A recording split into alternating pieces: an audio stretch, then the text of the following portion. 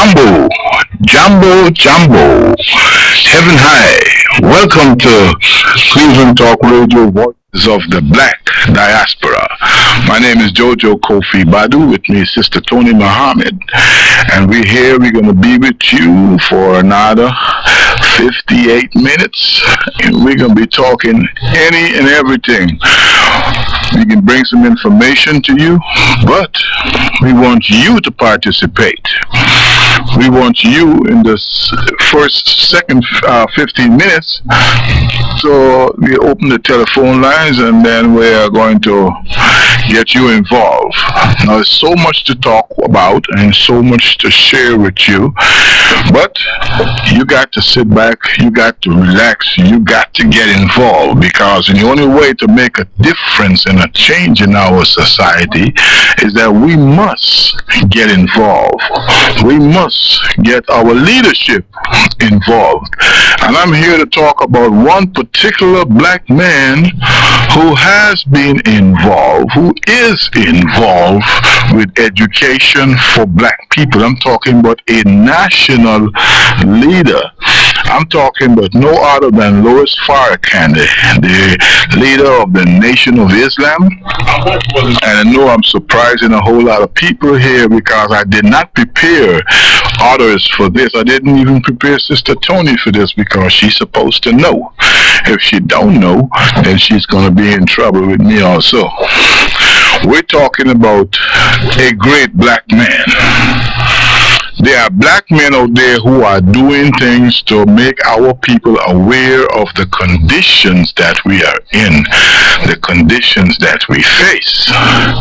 But this one black leader in particular, Louis Farrakhan, a very, very dynamic brother, but others say that he is controversial.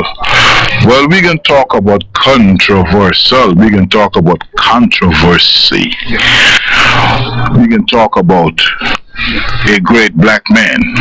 Now, who is leadership? Who is a leader?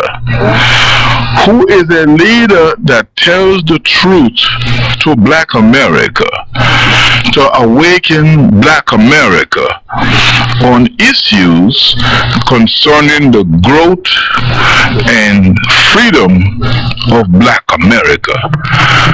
That's my question to you. I know the answer. You know the answer, those of you out there who know. But let me just lead it on. That black man is none other than Louis Farrakhan. Again, he is the leader who tells the truth to black America, to awaken black America on the issues concerning the growth and the freedom of black America. But do you listen to Farrakhan? How many of you out there listen to the teachings of Farrakhan? But even if you listen, do you practice what you listen to? Do you do what you listen to? Do you practice what you listen to? Again, I'm going to lead on. The phones are lighting up already, all your calls. But what does Farrakhan want? What does Farrakhan want? What do you practice? But do you practice what you listen to? You know, the minister can bring so much to you, but do you practice that? And what does he want? I have another one here. Why does Christians disbelieve Farrakhan, a black leader whose only sin against the white man is to awaken the children and the children of slaves and set them free? That is his only sin. You know what I mean? Quote and unquote sin. To awaken the white man, to teach the white man about, and the white man is listening, to teach the white man about the black man and the things that the black man is facing. But his only sin against that white man is to awaken the children of slaves and set them free.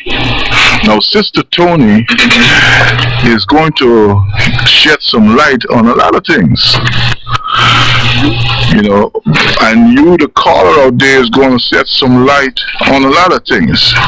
But the question again is, freedom from what? I want to say freedom from the poisons of this society. Freedom from the sicknesses of this land.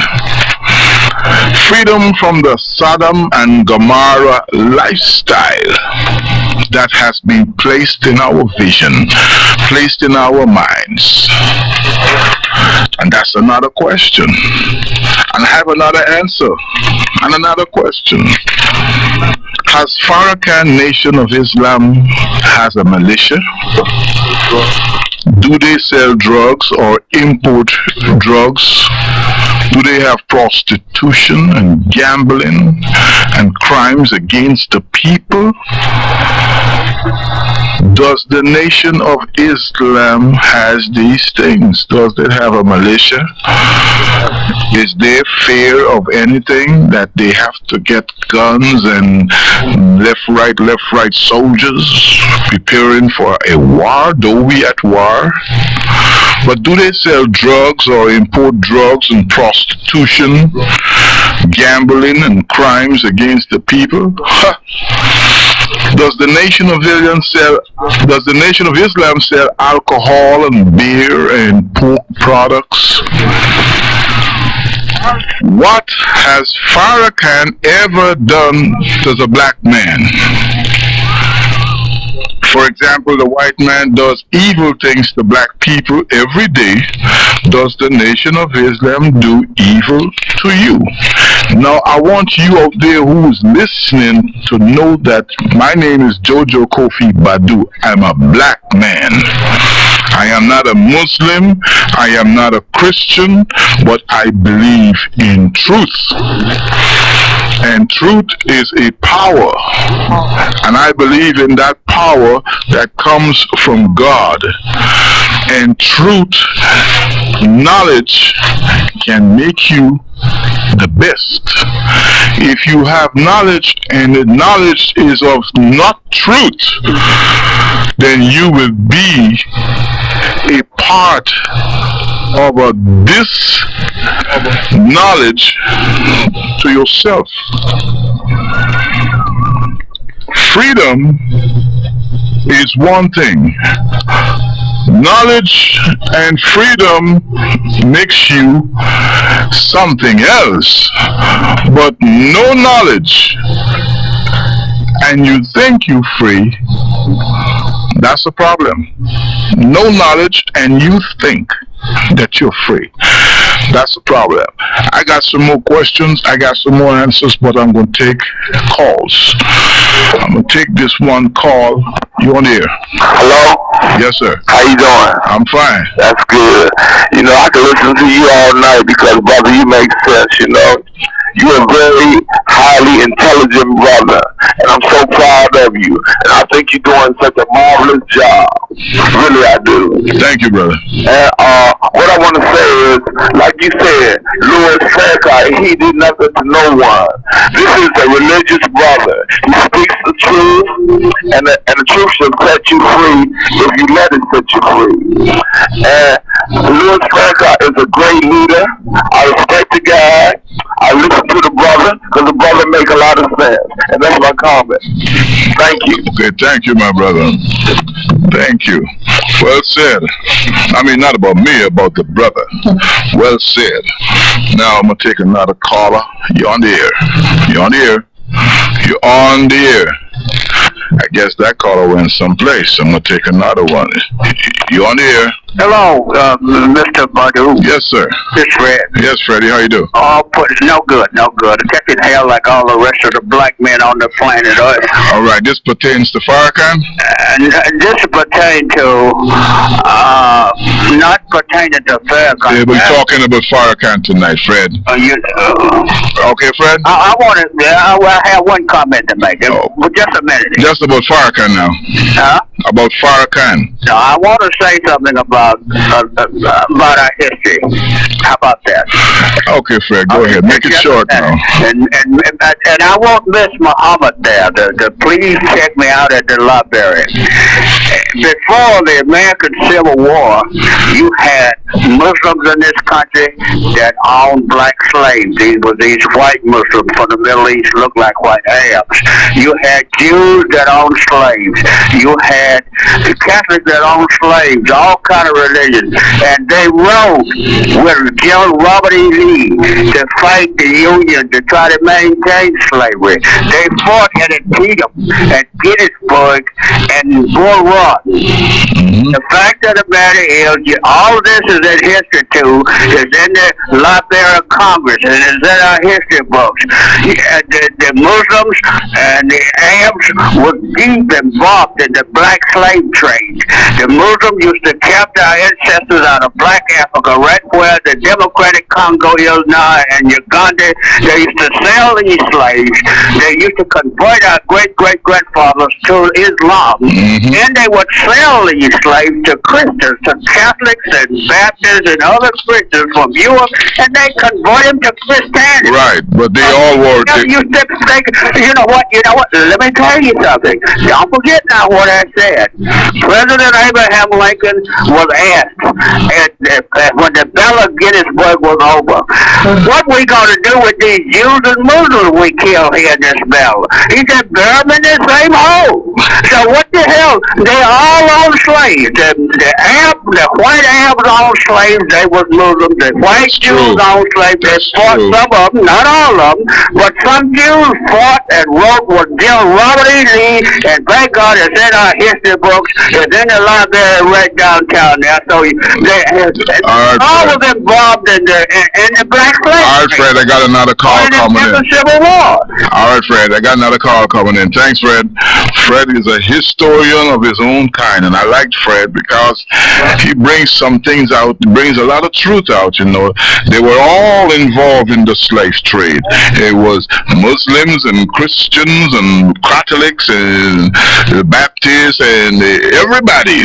They all were involved in the slave trade. But in the year 2000, slavery continues, and there's a man, a Muslim man, who is waking people up. His name is Louis Farrakhan. Now again, this is JoJo.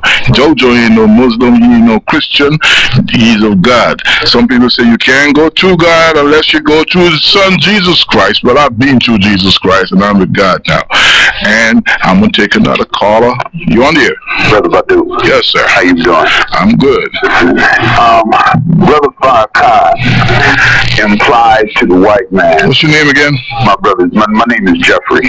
Go, Jeffrey. Yes. Brother Farrakhan implies to the white man and to the world in general as a person of power and intellect. Now, key word here being powerful. There are truths that Brother Farrakhan is willing to disseminate to a people that have traditionally been oppressed. Now, Brother Farrakhan could have been a Christian, he could have been a Buddhist, he could have been anybody. It's true. But he's standing up for people in a society or culture that has traditionally oppressed black people. Brother Farrakhan would be called by all individuals who are oppressing a rogue. Why? Because because he is powerful enough, his message is powerful enough to bring light to a certain people who have been oppressed traditionally. Now, the white media hypes that up, and they make black people afraid of Brother Farrakhan because there's some black people who are to view and to walk in the truth that an individual could have been Farrakhan, could have been Martin, could have been Malcolm, it could have been anybody, W.E.B. Du Bois, just roll them on down the line. If they were for black people and they were willing to take a stand and speak to the people from their hearts and their knowledge, and that is truth. Real knowledge is truth, and truth can be scary to the oppressor. So, I'd like to go with this. Brother Farrakhan doesn't have to be a Muslim. It's just that he's speaking some truths that bring about a people, and he is perceived as, by the white man, as being powerful. Therefore, he is a threat to their way of living. Gotta go. Love your show. Love you too. I'd like, if you indulge me here, there's a little paragraph here in this article, The Aim of the Enemy, in the Final Call, May 30th issue. It says, he's speaking about when he went to Africa and Asia, and with the message of atonement, it says to help settle the conflict between Muslims and Christians and between the different tribes. Congressman Gus Savage, who was with me, this is a quote from the article, Congressman Gus Savage, who was with me during the first part of this tour, took me into a room on our chartered plane and said to me, I always believed that you could unite black people in America. I did not know your power in Africa. And if you have this same power in the Arab and the Muslim world, you are the most dangerous man on the planet to these forces that rule by divide and conquer. So when you get back to the United States, they are going to jump on you with both feet. He told the truth. For when I returned to the media again, attacked my trip with such viciousness that many friends that we had gained from the Million Man March either were neutralized or were so upset that I, in their eyes, squandered an opportunity for general acceptance by visiting these so-called rogue nations. And that's what happened. The government jumped on him. They changed the laws because he was supposed to get some money. He is a threat to, like you said, the powers that rule by divide and conquer. Well, Jesus was a threat also to the system of that time. Exactly. And Jesus did what he had to do, and they killed him. Exactly. The number here is 578-8255 and 578-1414. The name of the program is Voices from the Black Diaspora. I gotcha. Got me. Voices from all the Black Diaspora. Because we, the children of the children who were brought to be slaves until we died, are the children of the Black Diaspora. I want to go on and ask this question. AIDS is killing Black America. Is Farrakhan killing you? Is his words of wisdom killing you or awakening you? Their drugs is killing Black America. Is Farrakhan bringing drugs? Is he killing you? Alcohol leads to violence that is killing Black America. Is Farrakhan doing that? You got to look at the people who are doing these things to your community, to your society, to Black America. Black America does not go out and bring drugs to America. Black America, nor does the Nation of Islam go out and bring drugs to America. I don't go out. Do you? We have a problem. We listen to those who want to keep us in chains, but those who want to set us free, we got a problem. That's right. I'm going to take this call before we move on. Caller, you on the air? Hey, what's happening? I'm great. How you doing? I think the early criticism of Farrakhan had to do with him criticizing the Jews and the Zionists. Right. His link with Muammar Gaddafi in Libya, am I right or wrong? Right. But see, we come to find out later on that even Kwesi and Fumi had a problem with the weight of the input of African Americans in their protection on television in terms of the Jewish influence. So obviously Farrakhan was right in terms of the influence of how Jews and their relationship between African Americans. And I think a lot of people want to say it was anti-Semitic, when in fact they were trying to control and dominate the economy. Number one aspect. Am I right or wrong? You're right. But as far as I think a lot of people have to deal with the culture in this country. A lot of people say you use drugs and you do this, that, and the other because you want to do it, not because it was a thing with the CIA or anything like that. Even during the 60s when he was equal to the Elijah Muhammad movement, I think a lot of people were scared of Farrakhan because we basically been colonized. I said on an earlier show that we watched over 50 hours, the average African American watched over 50 hours of television. So, for them to embrace Farrakhan, I don't see how they can do it when they watch that much television. Yep. I remember when I was growing up as a kid, a lot of people wanted to move out to Lee Harvard, Mount Pleasant, Ludlow. They're more concerned about better education. This was at the same time the height of the Elijah Muhammad movement. So I think a lot of people have the society in itself of what they've told Africans here has been totally contradiction in terms of what they've got in public education through segregation in the South. I like to know the message of Elijah Muhammad, the message of Farrakhan is competing with a black bourgeoisie or black middle class message. And how do we overtake that? Because it's stalled. Even in the 60s with the civil rights movement and people moving out, get out of segregation, moving out to Cleveland Heights. And a lot of African Americans, like ain't nothing wrong with Jews. A lot of them did maids for Jews. They work in the 60s and even today. Right. And I think a lot of people feel that there's nothing wrong with that. They feel Farrakhan is crazy. Not only because they watch TV, because they feel that they have their measurement of success is to get the house of Beechwood and send their kids to college. How do we overcome that? All right. All right, thank you. It seems as though we need to reevaluate our value system and to get education, because when you measure it by, like you say, your material things, then you're obviously measuring from the wrong perspective.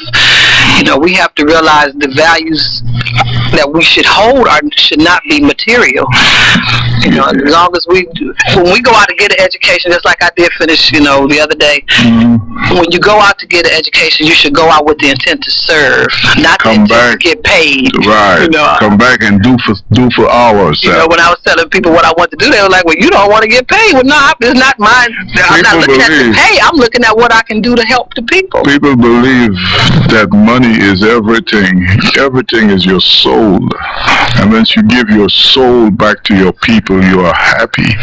Money takes care of bills. Money takes care of the things to keep yourself clean, maybe. How many people out there got a lot of money and no happiness? And they're sick. They have all kinds of cancers and all kinds of stuff. They sold their soul to the devil. But all these things are being done to the black man of America by your enemy, the money-sucking, money-grabbing white man who is preparing you and your children for prison. His prison. We have a problem with that. But I want to ask you, is Farrakhan doing that to you? Is Farrakhan going to educate you on how to get out from this white man's madness? So then why don't you believe in a man who is awakening the people, not just of North America, the people of the world, the black people? And that's one thing that is missing. The belief in what is happening to us. Can you see what is happening? Can you feel what is happening in this society? How many of our young men are going to be taken away to the concentration camps, like the way the Jews were taken away to the concentration camps? How many of our young men are going to be dropped out of school or failed or expelled out of school because of they might be angry or they go off on something and they get kicked out of school? How many of our young men are going to march one behind the other into the cemetery and we sit back and do nothing about it because they want you to keep on being ignorant? There's a sign in everybody's yard, not in everybody's yard, but I know this is going to cause some eyes to look at me. I'm going to say it. There's a sign, election sign says, elect Jesus as your Lord and Savior. But my question, when you elect Jesus as your Lord and Savior, then what? Is that going to pull us together to save our children from the madness that's out there? Knowledge of the truth can set you free of the madness out there. There's only one man alive today that I know of who is teaching people how to be free of the madness. And yet black people choose to listen to the madness from the oppressors' children, from the people who brought them into slavery's children. We tend to believe others who lies to us, but we don't believe in our black leaders who are awakening us. Willie Lynch lives. Willie Lynch lives? Let's slaughter Willie Lynch. Caller, you're on the air. You're on the air. You are on the air. Hello, JoJo. Yes, sir. This is Bill Potts. Bill Potts, how you doing? Okay. Man from the Crusader. Yes, JoJo. I was listening to what you were saying there on the air. No one can, in their right mind, can blame Farrakhan for the drugs that comes in our community. Mm-hmm. We have to look at the black people that accept these drugs and then trade them off to our blacks. That's where the problem is. Right. You know, we are worst enemy. We take the drugs and we go and solicit them from the white people that bring the drugs in this country and put them in our community. And then we let our youth stand on the corner and sell them legally. They legally sell drugs every day. Because if it was illegal, it wouldn't be there. Mm-hmm. So we have to look at that. That is what's happening to us as a people. Right. We support those people by going to in the drugs community where they stand on the corner and buy their drugs. Mm-hmm. You know, and they in turn go and buy the Toyotas, the Lexus, and the Cadillacs, and all the other gold chains and everything else. And with the money that you take away from your kids and family to support the drug suppliers. Right. You can't fault anyone but us, right. The community. Right. You can't fault Farrakhan. You can't fault the politician. You can't fault anyone. Right. I mean, I talked to the politician. I asked him, do you want help in your community? They said, we get the help. So then the law allow them to sell these drugs. They take them downtown and they take them by there, keep them for maybe 24 hours or whatever, and release them back to the streets. What's happening with the money? It's all a big hustle. Has it ever been where the courts or anyone saying where the drug money is going? Mm-hmm. It's all All right, Bill. Thank you on that. It's a big question. Where's the money going? It's all a value thing. Like I say again, the drug dealers, they're not really looking at it like I don't believe they feel that they're harming anyone. They look at it as a business. They're making money. They say they're making cheese. Big pimpin' making cheese, I think my son said. But they're looking at it from the materialistic standpoint again. If they looked at it from the point of helping their community, they wouldn't do it. Mm-hmm. I wouldn't sell drugs to you if I knew what it's going to do to your mother, to make your mother not care for you. But I don't care about that. All I care about is making some money and buying my mother a big house and a nice car and a big fur coat. we got to change the value systems. We got to change the materialistic minds that they set in us. You know, and when black people were afraid of slavery, they tried to get everything the white man had, and this continues right down to today. The white man had whatever he had, black man want too. Today, white man got one car, black man said, I need 3. White man got a big house, black man said, I want 2 big houses. Right. You know, just him and his wife and 2 children, but he want 2 big houses. We got to remove that mindset. It goes back, it reminds me about the joke my mother told about the white man's ice is cold, and we just believe anything that he has is better and that we have to get it.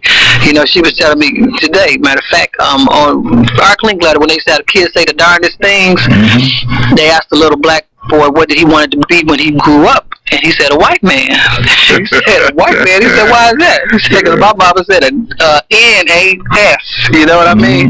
And that's how a lot of, I'm finding out a lot of people. What's that word?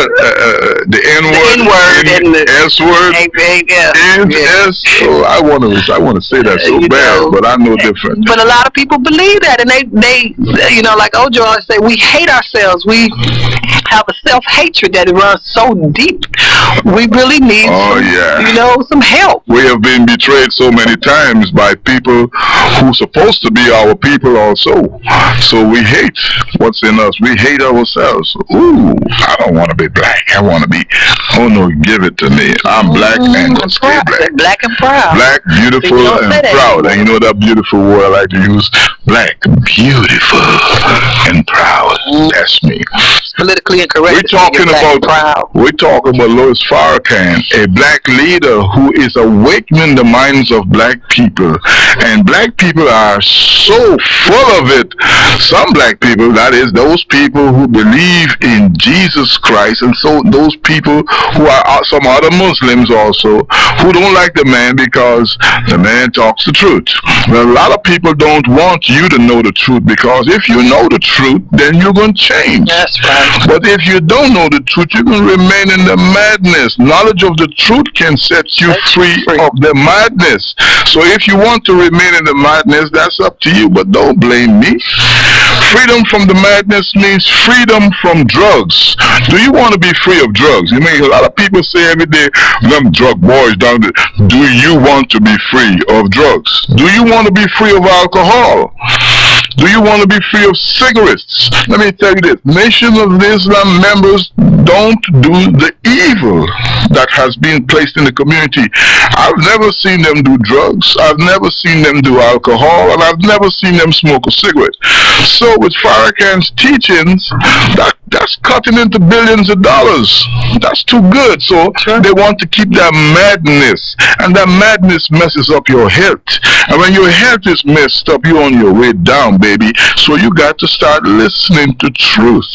Because truth will set you free. You know, truth can awaken you. And black America does to hear the truth. Does need to hear the truth. They need to hear the truth of all the evil that was given to us. I say give it up and give it back. Give up the madness.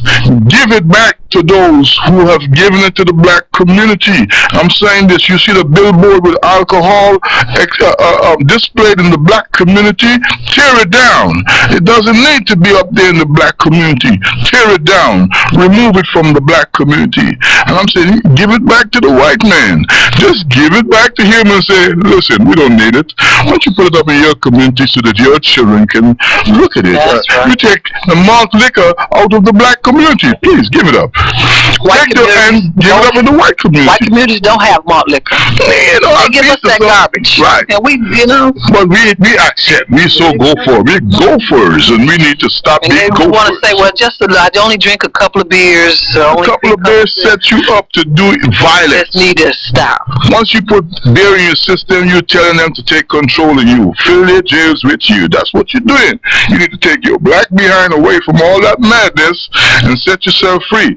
There's a newspaper that circulates out there is called The Final Call. It's not just about the Nation of Islam, it's about the things that are affecting black people that has to be internationally. And that's internationally, Sister Tony, say it again. Universally, internationally. Right. And you know, I've read that paper years ago before I even got involved in this. And it has given me that wake up. That's why it's called A Final Call. I think that I may have been going on the road down differently, but I started reading facts and reading things about what's happening that motivated me. That's right. You know, and it's still motivating me because I'm learning as I go along. You know, the sad part about it is the people that need to read this won't even touch it. It's true. The people who are supposed to hear this program is not even there. Brothers say people spit on them, people call them names when they're out there trying to sell the paper. It is ridiculous. Well, everybody ain't got the same sense now. Right. You know, there are black people out there who are a bunch of fools, do a lot of foolish stuff, but they can be waking up. They can be awakened. But we got to keep going. Sister Tony, we can take this call. You're on the air. Hey, this is Big Mike. Big Mike. Hey, Big Mike. Sister Muhammad and Brother Badu. Yes, sir. You know what? The people are lost. A lot of them are just lost. You can take a horse water, but you can't make it drink. Right. You know. No. We have changed that. Well, yeah, I hear you, but you know, some of them are just going to be lost. Lost and turned out. Because, you know, we need leadership like Farrakhan represents and, you know, self-determination, self-preservation, that type of thing. But the problem with our people is, you know, since right after the Civil War, you know, the Willie Lynch, you can really see the Willie Lynch syndrome set in. You know, that's right. The slaves were saying, well, what are we going to do? We're going to stay on the plantation because we don't know what's out there. That's right. You know, that's what we've been taught. That's what we know. That's all we know. You know, it's easier. So they don't want to take that chance and know what's out there. Right, we don't have to think for ourselves. We just do what we're told and take our weapons. And, Mike, you know. Mike, you're so right. You said the right phrase there. We don't want to think for ourselves. You know, we don't want to think for ourselves. We need to think for ourselves and do for ourselves. Go ahead, Mike. And, you know, the other point I wanted to make was, you know, we can just forget about the Ku Klux Klan, you know, just ignore them because the Ku Klux Klan right now really is just a social club. They want to sell some tapes, get publicity so they can, you know, raise some money and put some money in their pockets. But when you look at, you know, what the Ku Klux Klan is doing these days, they ain't running around shooting and lynching, you know, anybody in the black community. I mean, matter of fact, they march down Kensington or St. Clair, they probably get shot to pieces and robbed. Not probably, they would. They will. I mean, you know, so, you know, let's be realistic.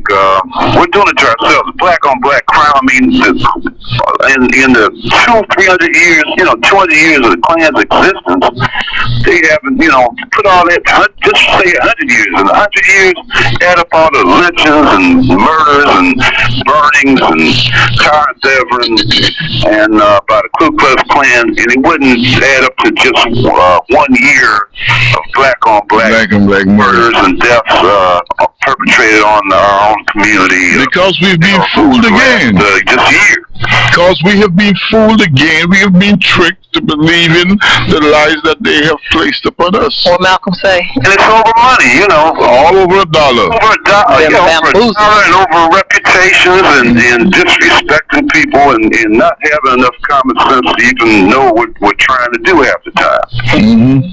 All right, Mike. Thank you, man. You're welcome. Good. He reminded me of this movie I saw the other day, Uncle Tom. Uncle Tom. When the one slave, he was interviewing the one slave, and he was saying that, you know, that the white man needs him, and he, you know, he has a job, and he has his medical coverage, he has retirement, and it's like, I love it. And it reminds me of some of the bourgeois thinking today is that I have my job, I have this, I have my 401k, whatever, you know, and they have all these things, so they're happy. And that's just, you know, he was happy slaves. Be happy slaves. Oh my goodness. You know? It's terrible to be a happy slave. We need to get. We'd always be slaves if we You can have a PhD and still not know who you are. Still not. And a lot of PhDs don't know who they are. That's a shame. That's really a shame. I've heard some of them talk from time to time, and I have to laugh in my mind, because they don't know who they are. My father used to say, the more book learning you get, the dumber you get. You lose your common sense sometimes. No, but we want our children to be more book learned. We want them to use the libraries up more. But keep your common sense. Keep your common sense and know who you are. Because it's a shame the way that we are, the way we are, and we need to change our mindset. And the man who is waking Black America up to change their mindset, Black people listen, Negroes don't, and that's another thing, People are so locked in their own little science that they are so locked in their own little science, For instance, there's so much drugs out there in the street, and Farrakhan is educating people, don't go that route. That's right. But yet, and he's pulling Black men up. Men in prison come out of prison, they're becoming in the Nation of Islam. They're learning, they're awakening, and they're saying, I wish I had known this before. But people don't want these people to know this. They take you to church every Sunday, and in church I'm saying there's nothing wrong with going to church, but know who you are, Black man. But go to church and save yourself, save your soul, become somebody, but know the truth. And truth can set you free of the madness. Men like W.E.B. Du Bois and Marcus Garvey and Martin Luther King and Malcolm X, they were all Black leaders who awakened Black America. Before them, there was Nat Turner and Denmark Vesey and Gabriel Prosser. These three people, these particular three Black men, I wave my hat off to them every time I think about them, because Nat Turner went on the first and only freedom revolution, I want to say, that took lives. He took over 53, they say 53 or something like that, lives, but we think he took more. And he killed people for freedom. Revolution. Some people say, we don't need to have no bloody revolution. What are you talking about? There's a revolution going on right now in America where they are killing Black boys every day. Where are they shooting them 41 times and hitting them 19 times with guns? The revolution with drugs in the street that's killing young people. AIDS is killing Black people left and right, so there is a revolution going on. But Nat Turner and Denmark Vesey and Gabriel Prosser, them men took the heat. Those men started stuff going. They said freedom or bust. And they said it was freedom because it ain't bust. Today we're still fighting. We're still in the revolution. Frederick Douglass and Harriet Tubman sojourner truth. And then there was this white man called John Brown who said enough was enough. He tired of slavery. And they fought for freedom. They were the enemy of a system that enslaved Black America. Ain't that something? These men were the enemy of a system that enslaved Black America. Just like Jesus was the enemy of a system that enslaved Black people, enslaved people in his time. Today, we have a man who they call an enemy of a system that is enslaving Black people, and we fail to look to that man for leadership. We got a problem. We got a serious problem. I'm going to take your call. You on the air? Yes, how you doing? I'm good. Yeah, I'm listening.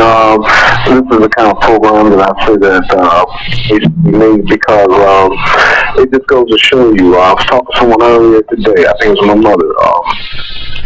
The kind of thinking that we have, because like I say, if you have someone out there basically that's speaking the truth, and that's something that we as Black people definitely need.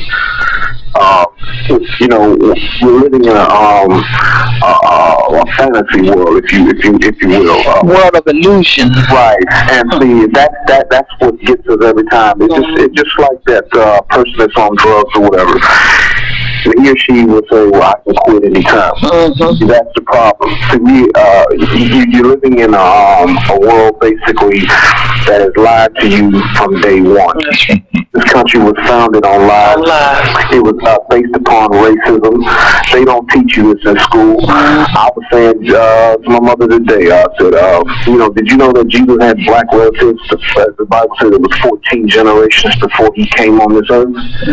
Black blood all through his generation, all through him. And I mean, it makes me angry to sit up here and see somebody say, well, blonde hair and blue eyes. No such thing.